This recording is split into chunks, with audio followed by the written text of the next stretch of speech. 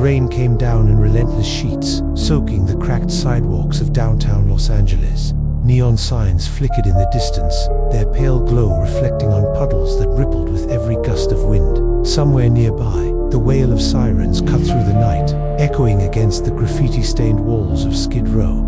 It was a part of the city most avoided after dark, a place where despair clung to the air as tangibly as the smell of wet asphalt. And towering over it all, like a decaying sentinel of misery, stood the infamous Hotel Cecil.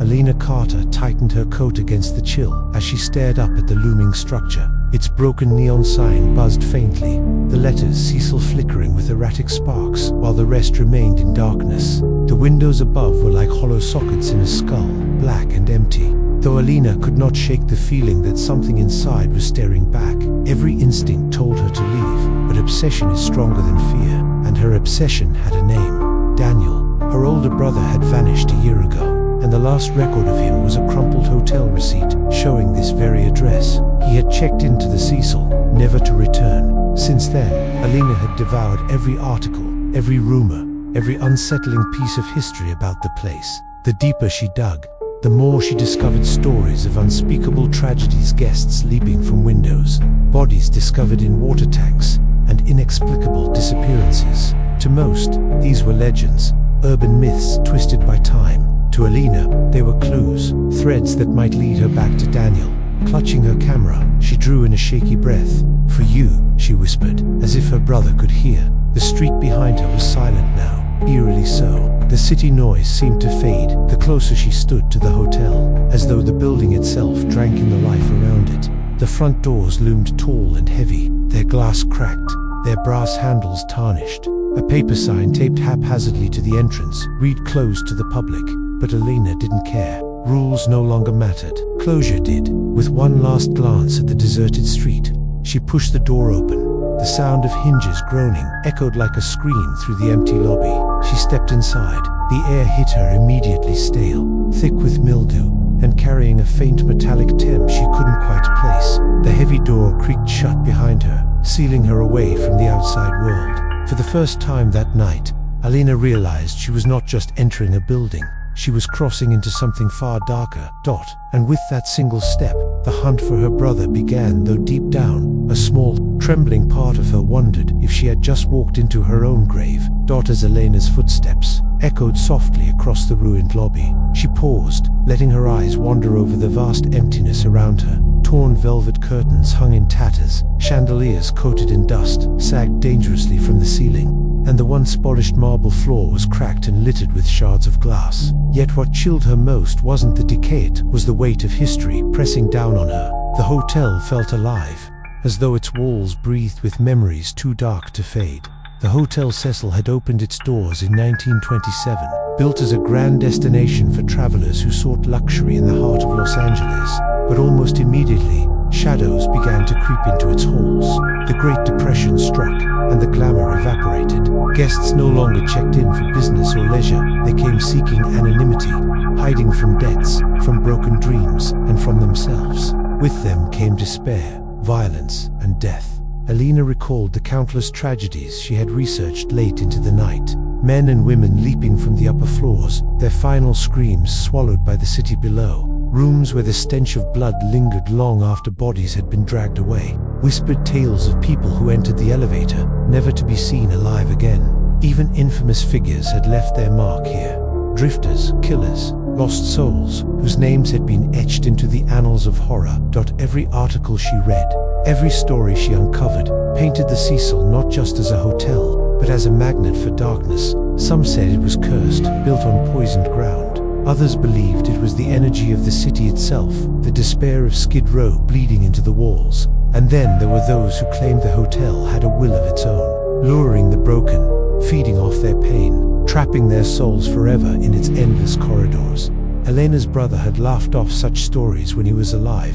Urban legends, he had said. But the evidence, the cold, undeniable fact, was that Daniel had walked into this building and never walked out. That was no legend. That was real. As she moved deeper into the lobby, her phone flashlight glinted off a cracked mirror. For a split second, she thought she saw someone standing behind her, a pale figure in the reflection. But when she spun around, There was nothing, only silence, heavy and suffocating. Her pulse quickened, but she forced herself to keep going.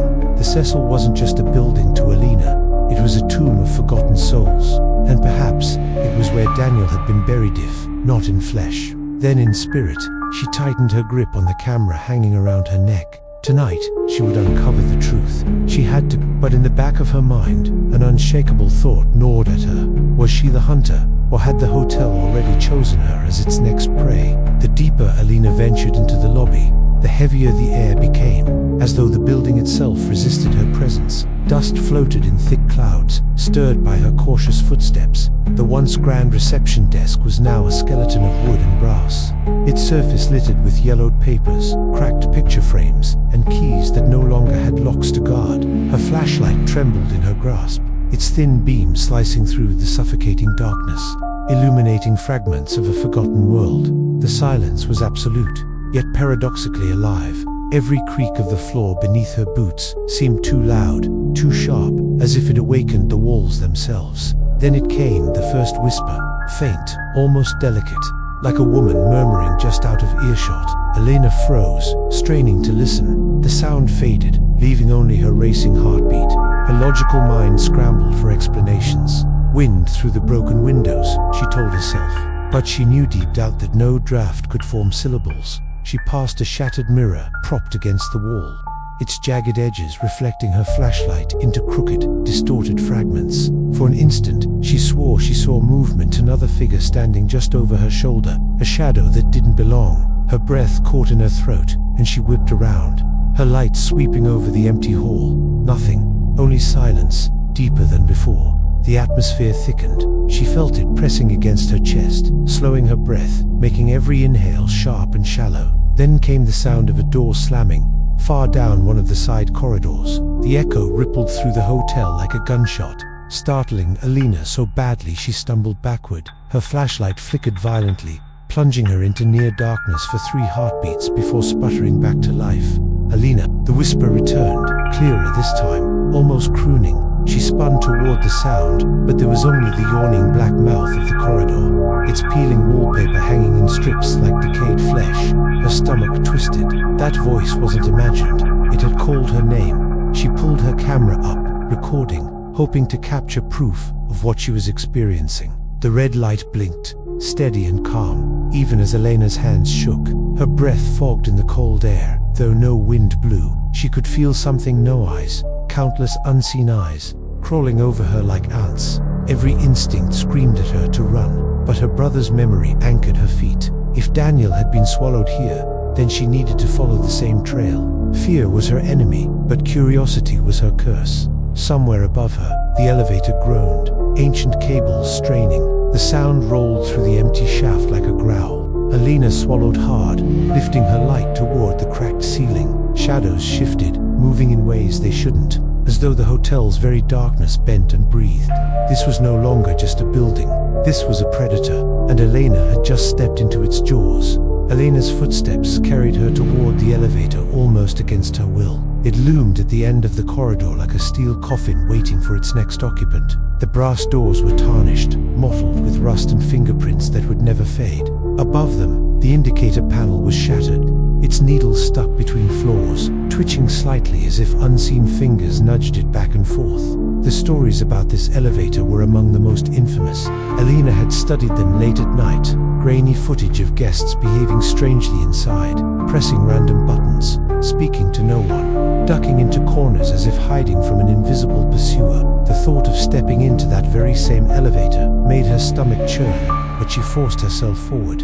If her brother had come this way, she needed to follow. With a shaky breath, she pressed the call button. The light flickered weakly, and for a long moment, nothing happened. Then, with a groan that rattled through the building's bones, the elevator began to descend. She could hear the cables whining, the gears grinding like ancient teeth chewing through stone. Finally, the door slid open with a reluctant hiss, revealing a dim interior cloaked in shadows. She stepped inside. The smell was metallic, sharp, and damp, like old blood left too long on iron. The floor tiles were cracked, the mirror panel on the back wall fractured into spiderweb patterns that distorted her reflection into grotesque shapes. She raised her flashlight, and for an instant, her reflection didn't move with her. Its head lagged a second behind, eyes dark pits, mouth stretched unnaturally wide. Alina gasped, stumbling back against the panel. She blinked, and the reflection was normal against his hair-pale, frightened face staring back. Swallowing hard, she pressed the button for the 14th floor. The button lit faintly, then dimmed again, almost as if the elevator rejected her choice. The doors groaned shut, and the car jolted upward violently, making her clutch the railing. Every few seconds, the light flickered, plunging her into suffocating darkness before buzzing back to life. Halfway up, the elevator lurched to a sudden stop. Silence. The kind of silence that pressed against her eardrums until she could hear her own blood rushing. Then came the sound-slow, deliberate tapping on the roof of the car. 1, 2, 3. She froze, breath shallow, eyes glued to the cracked ceiling. The tapping grew louder, closer, until dust fell from above, sprinkling onto her hair and coat. Alina. The voice whispered her name again, this time from the mirrored panel behind her. She turned sharply, and in the fractured reflection, she saw not herself but a tall, faceless figure looming behind her shoulder. Its hand reached out, pale and skeletal, stretching toward her neck. She screamed, spinning around only to find empty air. The elevator shuddered violently and began to move again, this time racing upward faster than before. Her stomach lurched as if she were being dragged toward something inevitable, something hungry. With a final jolt, the car screeched to a halt at the 14th floor. The doors creaked open slowly, as though reluctant to reveal what lay beyond. Alina stood frozen, trembling, her breath ragged, before forcing herself to step into the yawning darkness of the hallway. The elevator doors slammed shut behind her with a metallic clang, trapping her on the floor where nightmares waited. And in the silence that followed, Alina understood one terrible truth. She was no longer alone. The hallway stretched on endlessly, a suffocating tunnel of shadows and peeling wallpaper. The fluorescent lights above flickered in agonizing intervals, buzzing like dying insects. Elena's footsteps echoed unnaturally, as though the building itself repeated them back with a mocking rhythm. At last, she stopped in front of a door with tarnished brass numbers barely clinging to the wood. 1432. Her heart lurched. This was it, the room her brother had checked into and never left. For months she had stared at the receipt, memorizing these 4 numbers, imagining what secrets lay behind the door. Now it stood before her like a grave marker. The doorknob was so cold it burned her skin when she touched it, a piercing chill that made her recoil. Gathering courage, she tried again, twisting the handle with trembling fingers. The door groaned open slowly, as if reluctant to reveal what waited inside. A stench hit her immediately, a foul mix of mildew, damp rot, and something metallic like old blood soaked into the walls. Dust motes swirled in the narrow beam of her flashlight, dancing in the stale air. The room was a wreck, wallpaper curling like dead skin, carpet stained with dark patches, furniture collapsed under years of neglect. But then her light caught something that made her legs go weak. Near the bed, slumped against the wall, sat a familiar object, a black backpack, its zipper half open, straps tangled as though dropped carelessly. Elena's breath caught in her throat. She knew it instantly. It was Daniel's. She had bought it for him on his last birthday.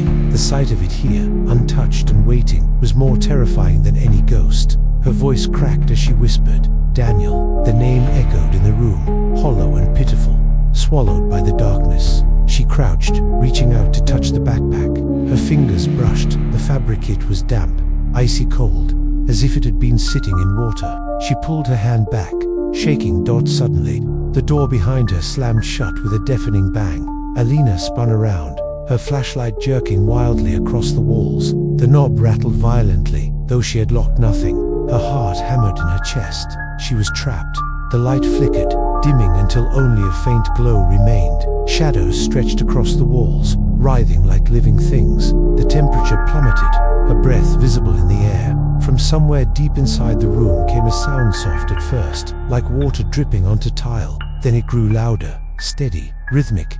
Her gaze drifted toward the bathroom door, half open, darkness spilling out like ink. The dripping continued, echoing unnaturally loud in the silence. She swallowed hard, every instinct screaming for her to run, to pound on the door until her fists bled. But something compelled her forward, something between terror and hope.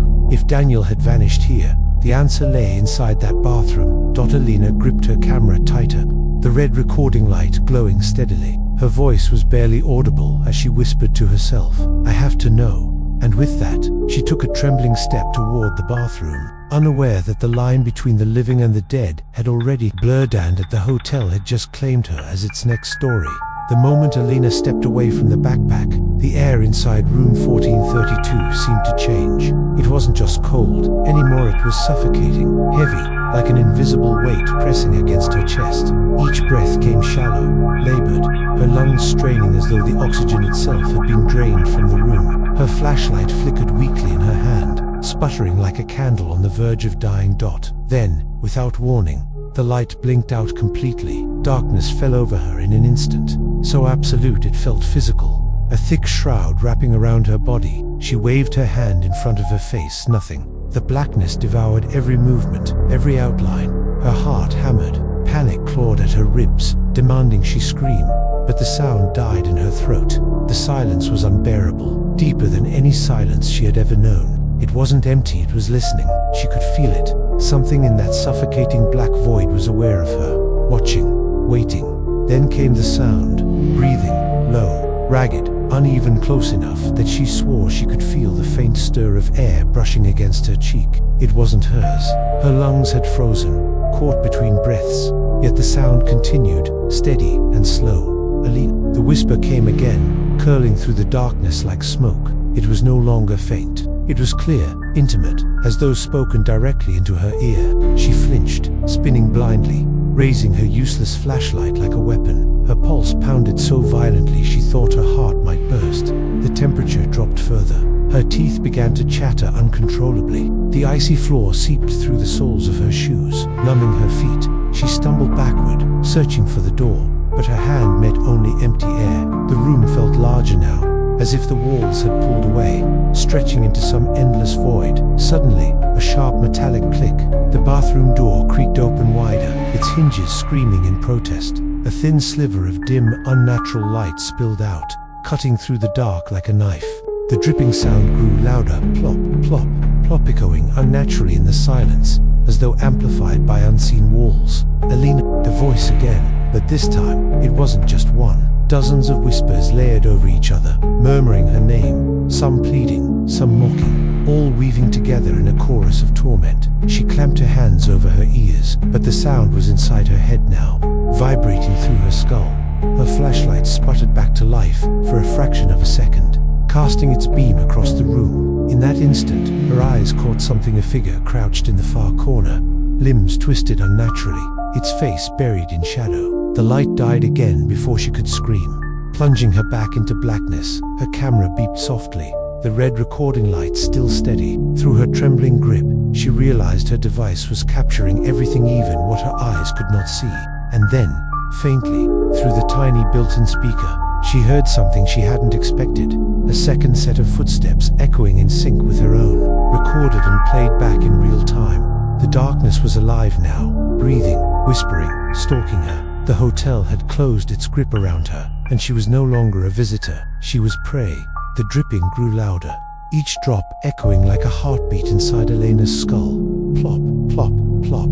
The sound drew her closer, as though invisible threads pulled her toward the bathroom door. She wanted to resist, to turn and hammer her fists against the locked exit, but some grim gravity compelled her forward. Her brother's backpack lay silent behind her, yet it felt like a lure, a bait leading her into the jaws of something far worse.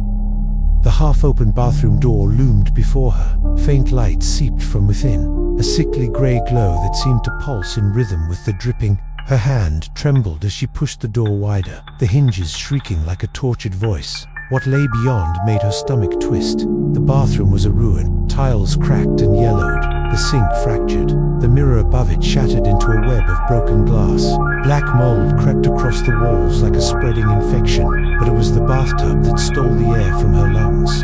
It was filled to the brim with dark, stagnant water. The surface rippled gently, though there was no breeze, no movement to disturb it. The smell that rose from it was foul, a mix of rot and chemicals, burning her nostrils and clawing at her throat. Alina covered her mouth, gagging, yet her eyes could not look away.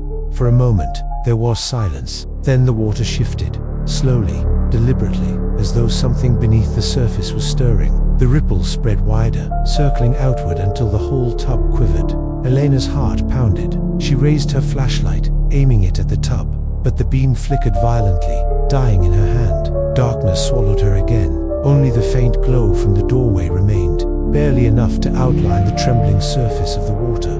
Then it happened. A pale, bloated hand emerged from the depths, slick with slime, fingers curling around the rusted edge of the tub. Water spilled over the sides, slapping onto the floor with heavy splashes. Elena stumbled back, choking on her breath. Another hand followed, clawing its way upward. The surface of the water burst open as a figure began to rise slowly, grotesquely, as though dragged from some watery grave. Its skin was swollen and grey, patches peeling away to reveal raw flesh beneath. Its hair hung in clumps, dripping black liquid. The face, oh God, the face. Its eyes were wide, bulging, blank and milky white, staring through her. The mouth sagged open, and instead of a scream, only water poured out, gushing down its chin, splattering onto the tiles. The sound was unbearable, a choked gurgle of death replaying itself anew. The voice came again, but this time it did not whisper. It rasped, it gurgled, and it came from the figure itself. Her legs buckled beneath her. She crawled backward, desperate to escape, but the bathroom felt smaller now, walls closing in, trapping her in the suffocating stench of decay. Her camera slipped from her grip, clattering to the floor, but its red recording light kept glowing, unblinking, capturing every horrifying second. The figure dragged itself higher, spilling more water onto the tiles, its bloated form heaving unnaturally. Its gaze locked on her, empty yet unrelenting, as though it had been waiting for her. Its lips stretched wider, releasing another gush of filthy water, flooding the floor toward her trembling feet. Elena's scream finally tore free, raw and piercing, but the hotel swallowed it whole. The sound went nowhere. Outside these cursed walls, the world carried on, oblivious, but inside room 1432, the nightmare had only just begun. Elena scrambled backward across the soaked floor, her palms slipping on the slimy tiles as the figure hauled itself higher out of the bathtub. Water cascaded down its grotesque frame, pooling around her shoes, soaking into her jeans, cold and invasive like icy fingers clutching her legs. Her flashlight lay useless, flickering weakly where it had fallen, its sputtering beam illuminating the horror in stuttering fragments. The thing's face lifted toward her, its bloated features sagged, grey flesh peeling at the edges. Its jaw hung unnaturally wide, as though broken, and water spilled endlessly from its mouth in a steady stream. But when the light struck it full on for a moment, Elena's heart nearly stopped. It wasn't just a faceless corpse. It was him, Daniel, she whispered, voice trembling, as recognition pierced her terror. The swollen face, distorted though it was, carried the outline of her brother's features, his brow, his jawline, even the faint scar near his temple. The familiar merged with the impossible, and the sight shattered her. Tears welled in her eyes, hot and burning, cutting through the icy fear that gripped her. The figure gurgled, water sloshing from its lips. Then, in a voice twisted and hollow, it croaked, "Stay with me." Elena's sob broke free, raw and desperate. She shook her head violently, her breath ragged. "No, you're not him. You're not." But the figure lunged. Its bloated hand shot forward, slamming against the tiles beside her, inches from her face. The stench of rot enveloped her, overwhelming, suffocating. Drops of water splashed onto her skin, and she gasped as they burned cold, biting like frost. Her camera, still recording, caught everything. Through the dim glow of its red light, the figure loomed larger, its body convulsing as though something else inside it struggled to get out. For a horrifying moment, its chest split slightly at the center, and a second face seemed to press outward from beneath the skin, screaming silently before vanishing again. The whispers rose all around her, louder now, layered voices filling the room like a chorus of the damned. Some begged, some laughed, others screamed her name over and over, until it became unbearable. She clutched her head, rocking forward, trying to drown them out, but the sound burrowed deeper into her skull. The figure leaned closer, its white eyes locking onto hers. "You came, you belong," it hissed, its breath a rancid gust of decay. Its other hand reached for her ankle, cold fingers wrapping around her flesh with inhuman strength. She shrieked, kicking violently, her boots slamming against its swollen arm. It didn't flinch. Panic surged. She grabbed her fallen flashlight and, with trembling desperation, smashed it against the creature's head. Glass shattered, sparks flew, and for an instant, the figure recoiled, guttural howl erupting from its throat as more water poured from its mouth. The floor flooded faster, the tide rising around her. Alina tried to crawl toward the door, clawing at the warped wood, her nails breaking against it. But when she looked back, the figure was no longer just climbing, it was standing, towering over her, its sodden frame dripping pools onto the floor. The whispers fell silent. The only sound left was her frantic breathing, and the slow drip of water sliding from the thing's chin. For the first time, Alina realized the truth. This was not her brother. This was the hotel itself, wearing Daniel's face like a mask, using her grief as bait. And in that moment of horrifying clarity, she knew the Cecil didn't want her story, it wanted her soul. The bathroom floor was already flooding, dark water spreading outward in waves, as if the tub had cracked open a vein. Elena's legs thrashed wildly, desperate to break free from the icy grip around her ankle. Her scream echoed into the suffocating walls, but just like every other sound inside Hotel Cecil, it went nowhere. It was swallowed whole by the building, devoured into silence. The figure loomed above her, dripping, its milky eyes unblinking, its lips pulled back in a grotesque mockery of a smile, water gushing endlessly from its gaping mouth. The whispers had returned, but softer now, almost soothing, as if the hotel itself was cradling her fear. "Stay with us." The voices crooned, layered and overlapping, male and female, young and old, a choir of lost souls that had once walked these very halls. With one last surge of strength, Alina ripped her foot free and lunged toward the door. She clawed at the knob, her nails splitting against the brass, her shoulders slamming into the wood again and again. But the door didn't budge. It was as though the hotel itself had locked her in, sealing her fate. Her camera sat half submerged in the spreading water, the red recording light blinking like a single, watching eye. It captured her frantic struggle, her sobbing pleas, her final desperate fight. Somewhere deep inside her, a hollow realization struck. Just as her brother had disappeared into the darkness of this room, so would she. Behind her, the figure moved closer, its steps splashed heavily, each one echoing with finality.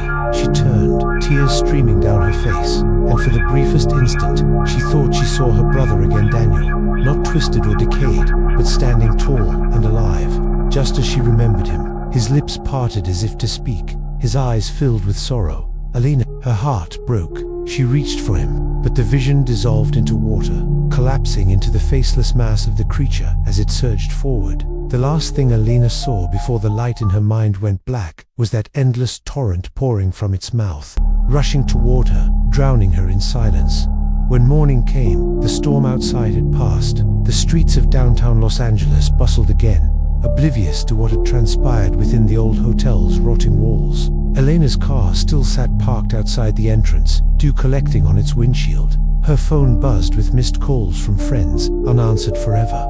Inside room 1432, the floor was dry, the bathroom was still, the tub empty, no sign of water, no sign of struggle, only silence. The backpack by the bed remained where it had always been, as though waiting patiently for its owner to return. And beside it, on the warped carpet, lay a camera, its battery dead, its red light extinguished, but inside O's of footage, forever sealed in its memory. Hotel Cecil stood silent under the grey morning sky, its windows dark, its neon sign flickering faintly in the daylight. The building breathed, patient and eternal. Another story had been written within its walls. Another soul had joined the countless voices that whispered through its corridors.